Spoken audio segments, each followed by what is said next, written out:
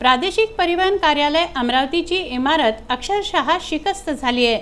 अमरावती हे विभागीय केंद्र आहे। 5ही जिल्ह्याचा कारभार या कार्यालयातून चालतो। सार्वजनिक बांधकाम विभागाचे याकडे सर्रास दुर्लक्ष आहे।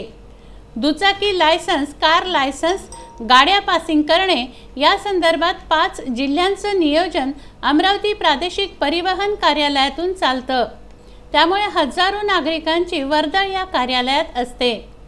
कार्यालयाच्या इमारतीला भगदाड पडलं असून कुठे लोखंडी सळाखा बाहेर आले आहेत तर मुलाम्याचे पोपडे पडत आहेत, अशी दैन्यावस्था या इमारतीची झाली आहे। हे पोपडे केव्हाही कोणाच्याही अंगावर पडू शकतात, अपघात घडू शकतो। तेव्हा याकडे वेळीच लक्ष देण्याची मागणी नागरिकांची आहे। विदर्भ न्यूजसाठी कुशल लोटे यांचा हा विशेष वृत्तांत।